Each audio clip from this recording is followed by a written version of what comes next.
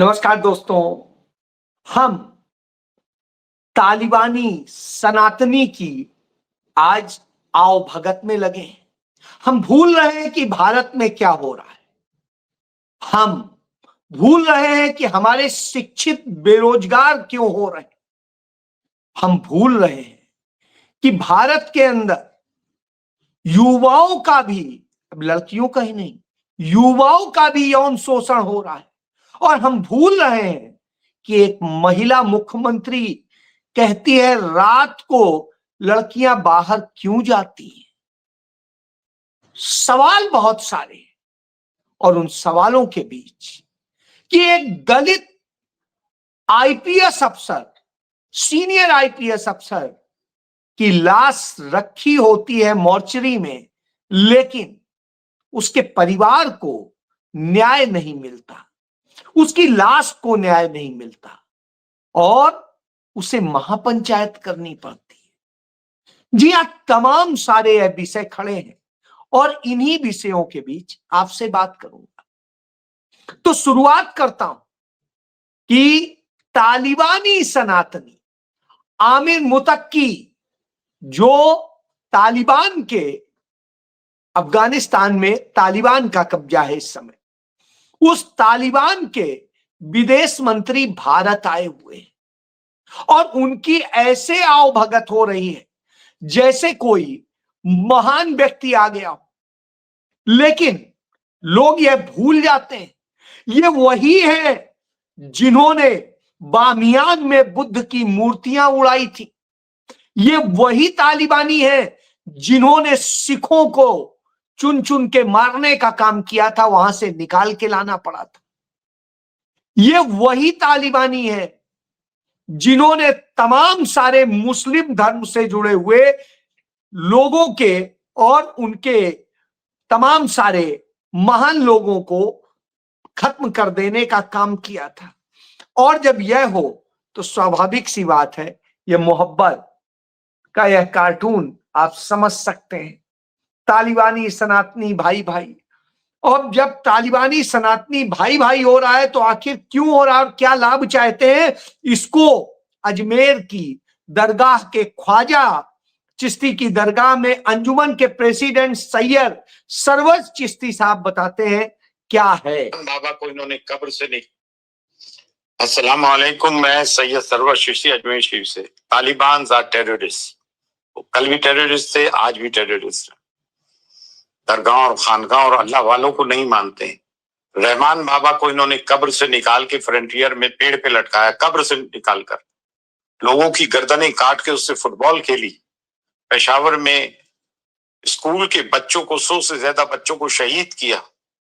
मस्जिदों में, दरगाहों में, खानगाहों में मुहर्रम के जुलूस में बम ब्लास्ट करते हैं, जगह जगह बम ब्लास्ट करते हैं, इस्लाम को रुस्वा करते हैं, मानवता को, इस्लाम को, इंसानियत को रुस्वा करते हैं।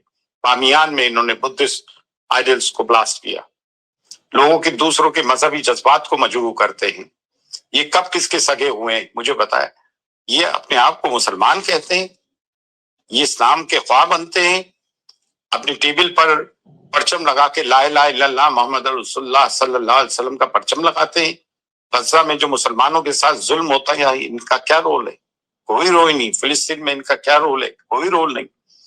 तालीम निस्वा को इस्लाम प्रमोट करता है और ये औरतों को, स्त्रियों को, फीमेल्स को आप प्रेस कॉन्फ्रेंस में आने से रोकते हैं, उनको मना करते हैं आज के इस दौर में, और हमारी सरकार इनके सामने नतमस्तक हो जाती है। अफसोस की बात है, कल तक तो मीडिया इनकी बहुत मुखालिफत कर रहा था। बर साहब जो संभल के मरहूम मेंबर ऑफ पार्लियामेंट थे, उनके ऊपर इन्होंने देशद्रोह का मुकदमा चला दिया जब इन्होंने तालिबान की हिमायत की। मौलाना सज्जाद नमानी को किस तरह से हजरत को कंडेम किया जब उन्होंने तालिबान की हिमायत की, और आज ये उसी के गुणगान कर रहे हैं। तो अब आप समझ सकते हैं कि आज ऐसे के बाद में तालिबान के गुणगान हो रहे हैं। क्यों हो रहे हैं? क्यों उन्हें इस तरह से किया जा रहा है? और ये मुतक्की है कौन?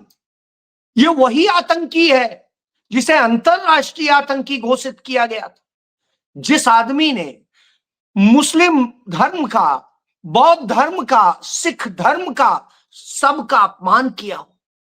उनके तमाम सारे जगहें तोड़ी हो, पवित्र गुरुद्वारों में वो किया हो, ऐसों को आप अच्छा कहेंगे? और इनके आगे भारत के प्रधानमंत्री नरेंद्र मोदी ने भारत सरकार को झुका दिया है।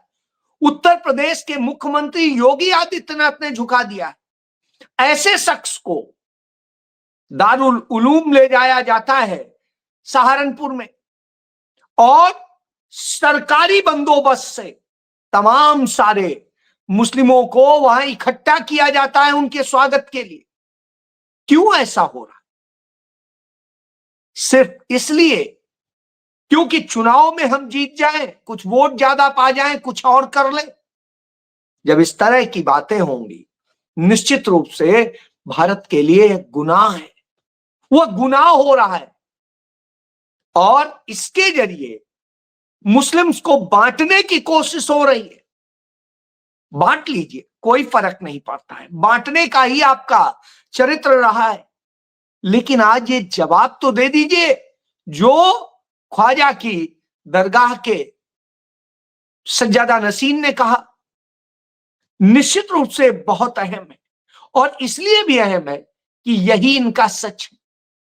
सच इनका तो फांसीवादी है, इसको हमने देखा है। वाई पूरण सिंह कुमार जो आईपीएस ऑफिसर थे, एडीजीपी रैंक के ऑफिसर थे, वो आत्महत्या करने के लिए मजबूर कर दिए जाते हैं। 6 दिन बाद भी उनका अंतिम संस्कार नहीं हो पाता है। क्यों? क्योंकि पोस्टमार्टम नहीं हो रहा है। और पोस्टमार्टम क्यों नहीं हो रहा है? क्योंकि उनकी सही एफआईआर दर्ज नहीं की जाती। उनके सुसाइड नोट में जिन लोगों को अपराधी बताया गया, उनके नाम अपराधी के कॉलम में नहीं लिखे जाते। और ऐसी स्थिति में अभियुक्त के कॉलम में को ब्लैंक छोड़ देना यह दर्शाता है कि सरकार क्या कर रही है। इसलिए दलित समुदाय के लोगों को, एससी समुदाय और हरिजन समुदाय के लोगों को चंडीगढ़ के सेक्टर 20 में एक महापंचायत बुलानी पड़ी। उस महापंचायत में फैसला हुआ कि अब बहुत संतोष कर लिया, 48 घंटे का सरकार को वक्त दे रहे हैं। 48 घंटे के भीतर वो सक्षम कार्रवाई करें, और नहीं तो फिर अब कोई बात नहीं करनी है। अब ये जंग का ऐलान होगा, और वह जंग का ऐलान वह दलित समाज कर रहा है, क्योंकि अब वो जाग चुका है, वो अपने संविधान की ताकत को जान रहा है। राहुल गांधी ने संविधान लेकर के पूरे देश को बता दिया है कि तुम्हारी असल में ताकत क्या है, इस ताकत को कैसे खत्म किया जा रहा है और उस पर हमला किया जा रहा है। यह अपने आप में बहुत बड़ी बात है, और ये सिर्फ यहीं तक सीमित नहीं है, इसी तरह की और होती है। एक तालिबानी जो है सलाह मशविरा या और कुछ कह दे, वो करती है कौन? ममता बनर्जी। एक महिला मुख्यमंत्री है, एक निजी मेडिकल कॉलेज में बंगाल में, वर्धमान में, वहां पर एक स्टूडेंट के साथ में रेप होता है, गैंग रेप होता है। निश्चित रूप से गुनाह है। इसकी जिम्मेदारी निश्चित रूप से सरकार की नहीं, वहां के मेडिकल कॉलेज प्रशासन की थी कि उस प्रशासन ने उन्हें क्यों नहीं सही ढंग से सुरक्षा मुहैया कराई, क्यों हॉस्टल और सारे नियमों का सही से पालन नहीं हुआ। निश्चित रूप से गलत था। सरकार ने अपना काम किया, पुलिस ने अपना काम किया, 3 अपराधी पकड़े, 2 फरार हैं, वो भी पकड़ लिए जाएंगे। लेकिन ममता बनर्जी ने जो बात कही वह सबसे ज्यादा खलने वाली है। यह महिला मुख्यमंत्री कहती है कि लड़कियों को रात को बाहर क्यों जाने दिया जाता है, लड़कियां रात को बाहर क्यों जाती। यानी अब फिर आपसे पूछ ले कि मैडम आप तो लड़कियों की हिमायती बनती थी, महिला है, क्यों लड़कियां नहीं जा सकती? लड़कियां इस डर से कि बाहर भेड़िए घूम रहे हैं, लड़कियां घर में घुसी रहे। बाहर सुरक्षा देना किसका काम है? सरकार का काम, पुलिस का काम। निश्चित रूप से यह राज्य का काम है, और आप सिर्फ राजनीतिक रोटियां सेकने के लिए, मैं इससे बिल्कुल सहमत हूं उनकी बात से कि रेप की घटनाएं उड़ीसा में भी हो रही हैं, बिहार में भी हो रही हैं, मध्य प्रदेश में भी हो रही हैं, राजस्थान में भी हो रही हैं, दिल्ली में भी हो रही हैं, हरियाणा में भी हो रही, सब जगह हो रही, उत्तर प्रदेश में भयंकर हो रही है। लेकिन किसी ने यह नहीं कहा, जब कहा गया था यह कि रात को लड़कियां ना निकले तो इस पर शर्म की बात कही गई थी। आज आप वही काम कर रही हैं, तो शर्मसार कर रही हैं आप मुख्यमंत्री के पद को। यह है, होता है कि जब हम होंगे तो ये कहेंगे, हम विपक्ष में होंगे तो तालिबान को हम बुरा कहेंगे, या विपक्ष का कोई व्यक्ति होगा उसे लांछित करने के लिए हम तालिबान को बुरा कहेंगे, और जब हम सत्ता में होंगे हमारे हित साधेंगे तो तालिबान अच्छा हो जाएगा। नरेंद्र मोदी की यह नीति दिखाई देती है, वैसे ही ममता बनर्जी दिखाई देती है। और यही नहीं रुक जाता है, इसके बाद भी आप देखिए एक घटना बेहद दर्दनाक है, और वो घटना है केरल की। केरल में एक आईटी प्रोफेशनल था आनंदू ने, तो उसने खुदकुशी कर ली है। खुदकुशी की वजह क्या है? वो मानसिक अवसाद में था, और उसकी मानसिक अवसाद में होने की वजह क्या थी? उसके मानसिक अवसाद में होने की सबसे बड़ी वजह थी कि उसके साथ में जब वो 4 साल का था, उसके पिता आरएसएस से जुड़े थे। उन्होंने अपने बच्चे को आरएसएस में, 4 साल के बच्चे को भेजना शुरू कर दिया, तभी से ट्रेंड करना शुरू कर दिया। और उस 4 साल के बच्चे के साथ आरएसएस के कार्यकर्ताओं ने अनैतिक संबंध बनाए, यौन शोषण किया, और होते होते उसका खुद ही नहीं शोषण किया, तमाम प्रचारकों ने, तमाम सारे आरएसएस के लोगों ने उसका शोषण किया। इतना शोषण किया कि वह बड़ा होते होते इस हालत में आ गया कि उसे दवाएं लेनी पड़ गई मानसिक रूप से अपने आप को सही करने। और वो आईटी की नौकरी कर रहा था अच्छी भली, लेकिन मानसिक रूप से उबर नहीं पा रहा था। उसने अपना लंबा सा सुसाइड नोट लिखा, उसमें सच्चाई बयां की कि कैसे कैसे ये होता है, और वो इंस्टाग्राम पर डाला और खुदकुशी कर ली। जी हां, इससे ज्यादा दर्दनाक, शर्मनाक स्थिति नहीं हो। Tata institute of social sciences ने एक सर्वे किया है, उस रिपोर्ट के मुताबिक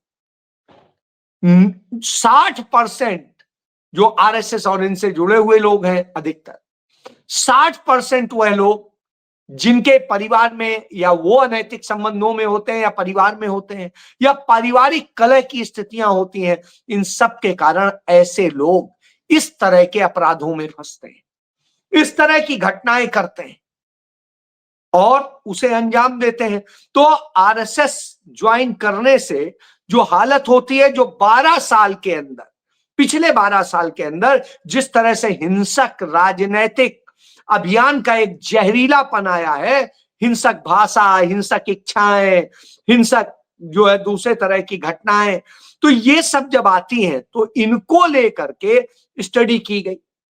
24/7 जिस तरीके से चलता है, कुंठाओं का दौर होता है, व्यक्ति घर के परिवार के अंदर मानव बम में बदलता जाता है, और इसी का नतीजा है जो Tata institute of social sciences की रिपोर्ट है 2022 की, वो कहती है 60% अपराधी अवैध संबंध या पारिवारिक तनाव से इतना ग्रस्त होते हैं कि वो वैश्विक स्तर पर साइकोलॉजिकल प्रभावित हो जाते हैं।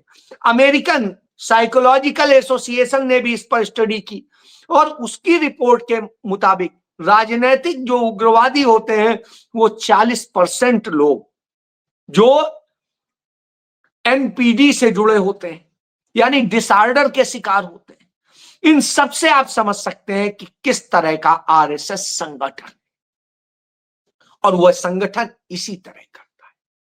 तो तालिबानी सनातनी हो जाएंगे, सनातनी तालिबानी हो जाएंगे, तो यह काम चलता है। और जब यह चलता है तो आएगा ये होता क्यों है, क्या स्थिति है। तो इसके पीछे जो सबसे बड़ी वजह सामने आती है वो आती है कि इस देश के अंदर किस तरह से अराजकता का माहौल बना है, लोगों को जो अधिकार दे करके उनके खुशी में तब्दील किया गया था, तो वो खत्म हो रहा है। इसके पहले आपको देखना होगा, एक रिपोर्ट है और वो जो ग्लोबल टैलेंट को लेकर के, उसमें भारत ग्लोबल टैलेंट से तो युक्त तो निकलता है, लेकिन भारत में रोजगार नहीं है। हालत यह है, भारत में 12% जो है वो निकल रहे हैं जिस तरह से लोग, वो दर है भारत की, और 16% से अधिक जो है वो लोग शिकार हो रहे हैं। तो भारत में उच्च शिक्षित जो है वो 16% से अधिक होते हैं, लेकिन जो उनकी बेरोजगारी दर है वो करीब 13% है, 12.8%। यानी आप समझ लीजिए कितनी बुरी स्थिति में है वो बच्चे। अपने टैलेंट का फिर क्या करेंगे? गलत इस्तेमाल करेंगे। यह स्थिति है। विदेश पढ़ने जाते हैं तो विदेश जाने में उनको लगता है कि हाँ कुछ अच्छा अवसर मिलेगा, उसमें भी लगातार गिरावट आती जा रही। जो 5 साल पहले 70% हो रहा था, आज वो 20%, 21%, इस तरह की दशा में आ गया। क्यों? क्योंकि भारत के अंदर जो टैलेंट तैयार हो रहा है वो असल में ग्रसित है इस तरह की चीजों से। तब कांग्रेस के शासनकाल में तमाम आपको अधिकार दिए गए थे जिससे आप एक फील लाएं, एक हैप्पीनेस लाएं, लेकिन वो हैप्पीनेस खत्म करने का काम नरेंद्र मोदी सरकार ने किया। और जिस तरह से किया, इसका उदाहरण मैं शुरू करता हूं। आरटीआई के जरिए आदमी अपनी कुंठा मिटाता था और सच को सामने लेके आता था और उस पर शिकायत करता था, उस पर न्याय के लिए जाता। उस आरटीआई के कानून को जो कांग्रेस ने दिया था, आरटीआई एक्ट 2005, उसको खत्म करने का काम 2019 से उसके पर कतरे गए और ऐसे कतर दिए गए कि अब उसमें कुछ रह नहीं गया। नए डेटा कानून से उसे इस तरह से बर्बाद किया गया कि अब उसका कोई मायने नहीं रह जाता है। इसके बाद में जो दिया गया था वो दिया गया था मनरेगा का अधिकार, और मनरेगा के जरिए रोजगार दिया जाता था छोटे लोगों को और सबको, तो कम से कम घर चलाने का कुछ साधन हो जाता था। वो खत्म हो रहा है। इसी तरीके से वनाधिकार दिया गया था आदिवासियों के बीच में, उससे उनका जीवन कुछ सुरक्षित होता था, वो खत्म कर दिया गया अडानी अंबानी के लिए। इसके बाद में शिक्षा का अधिकार दिया गया था। चलिए कुछ ज्यादा नहीं तो आप अपने बच्चे को 10वीं तक तो कम से कम पढ़ा सके, उस तरह की स्थिति दी जा रही थी, लेकिन आज वो भी खत्म किया जा रहा है। इसके बाद में खाद्य सुरक्षा का अधिकार दिया गया था, जिसके बूते आज आपको 5 किलो अनाज तो मिल रहा है, लेकिन आपको भिखारी बना के मिल रहा है, आपको रोजगार के बूते नहीं मिल रहा है। तो दो चीजें थी, इसको समझने की जरूरत। फिर आपको दिया गया था भूमि अधिग्रहण बिल। इसके जरिए किसानों को या दूसरे जमीन जिनके पास है, उनकी जमीन की इतनी अच्छी कीमत मिले कि वो कम से कम सरवाइव कर सकें जमीन के बिना। वह भी अब मरणासन है। जब ये सब कुछ होता है तब आप कहेंगे क्या करें? इस तरह की दशा में लाके खड़ा कर दिया। तब इसका इलाज वही है जो राहुल गांधी कहते हैं। राहुल गांधी बार बार बताते हैं कि सबको समानता देनी होगी, उसकी योग्यता के अनुसार उसको रोजगार देना होगा, काम देना होगा, और उसे आगे बढ़ने की प्रतिस्पर्धा में हिस्सा देना होगा, उसे इस योग्य बनने देना होगा, और उसके लिए एक जगह आपको करनी पड़ेगी। जब तक यह नहीं करेंगे कोई भला नहीं हो सकता। लेकिन यह सरकार जानती है हमें कुछ करने की जरूरत है। हम तो वोट चोरी करेंगे, झूठ बोलेंगे, अदालत में झूठ बोलेंगे, और वो सारे झूठ अंततः पकड़े जाते हैं, लेकिन देर हो जाती है कई बार। अभी जैसे सुप्रीम कोर्ट ने कहा 2003 का जो एसआईआर हुआ था उसका आप नोटिफिकेशन दिखाइए, और क्या गाइडलाइन थी वो फाइल दिखाइए। इन्होंने कहा नहीं हमारे पास फाइल नहीं। लेकिन इन्होंने तो नहीं, लेकिन उस फाइल की कॉपी कांग्रेस के लोगों के पास मिल गई। उन्होंने उस फाइल को अब सुप्रीम कोर्ट में जमा करने का काम किया। उस फाइल से साफ है कि एसआईआर इस तरह से हुआ ही नहीं था।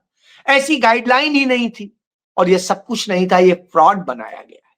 तो यानी वोट लूट के आप सरकार बनाएंगे और नफरत को आगे लाएंगे, वोट बांटने का काम करेंगे, ये सारे खेल करेंगे और अडानी अंबानी से पोषित तमाम सारे लोग भेज देंगे चुनाव लड़ने, नए नए चेहरे बना के जो राजनीति बदलने आए हैं, बिहार बदलने आए हैं, भारत बदलने आए हैं, और इस तरह से करके आप वोट बंटवाएंगे और जीतेंगे। जब यह साजिश होती है तो जनता को पहचानने की जरूरत है कि उसका कौन असल में हितैषी रहा है।